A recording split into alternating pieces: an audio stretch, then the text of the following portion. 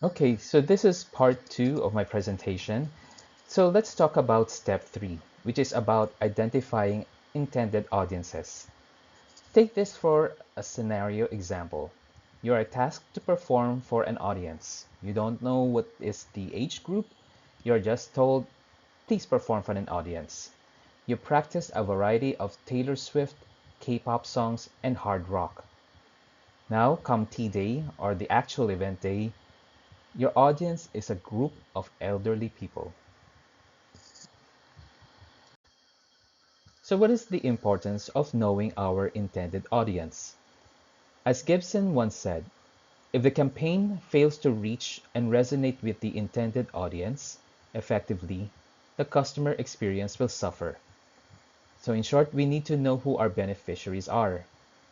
Also, it ensures that our message is significant, relevant, and that effort is not wasted.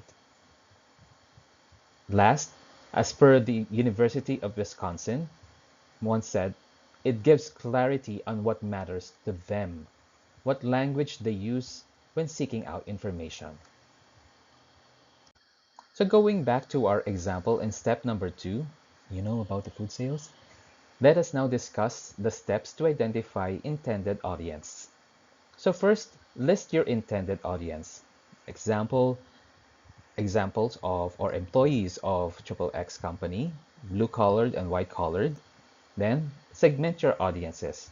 Is the event for blue collared only, white collared only, or both for all departments? Third, prioritize on your intended audience segment.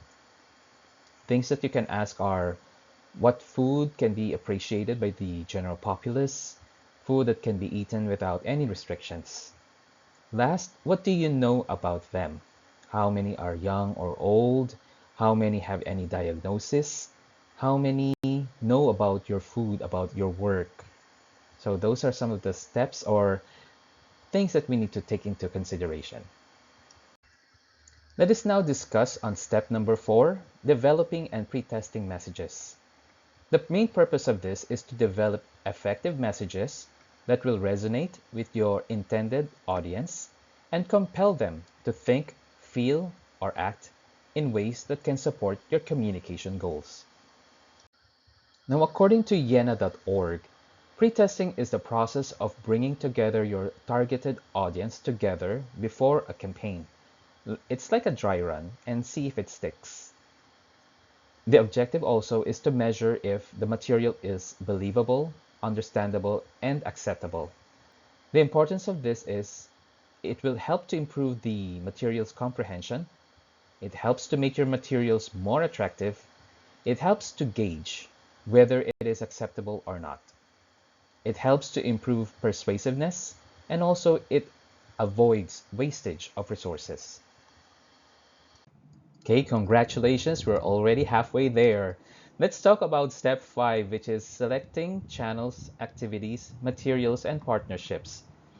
Now, the main purpose of this is to identify the most appropriate avenue or means for delivering your message to your intended audience.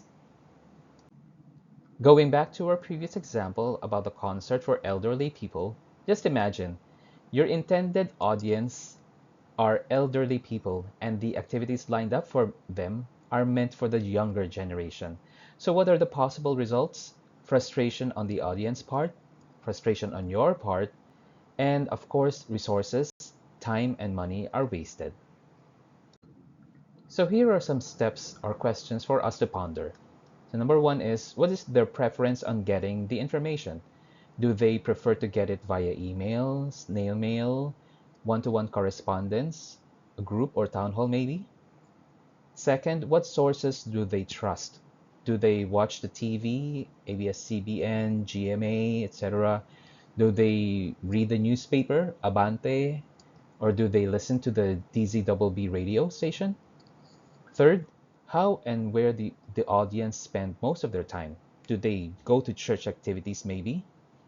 Fourth, when is a good time to deliver the message to them? Is it before lunch, during snacks, before dinner? Fifth, are the activities aligned with your budget and resources? Do we have the manpower? Do we have money and the time to do these activities? So after determining the most cost-effective way or most effective ways to reach the intended audience, it's time to select the channel, activities, and materials that will be used to present the message. Communication channels are used to carry the messages to the intended audience. Examples of this are the radio, TV, websites, email, schools, posters, malls, etc. Activities, events, and materials. So these are the tactics and tools used to send the message through the various channels to the intended audience. Examples: Suicide Prevention Week presentation, we can use fact sheets. For Family Days, we can use flyers and brochures to inform the audience. Of course, let us also not forget about the frequency and mix. Frequency refers to the number of times that an audience is exposed to a product, whereas mix refers to the number of ways or the different ways that the person or audience is exposed to the product. Let's think about Coca-Cola product. Think about the Coca-Cola can. How many times were we introduced to this product when we were young? Probably countless of times, right? And what was Coca-Cola's message? That their product was good, it was tasty, delicious, and it was perfect for the holidays. So to get the message across, we should always think, how many frequency and mix do we need to think of? Let's go now to step number 6, which is developing the action plan. The main purpose of this is to determine where, when, and how each task can be or will be carried out. The objective of this is to successfully implement the communication plan. Now, this action plan can be simple or complex depending on our requirement.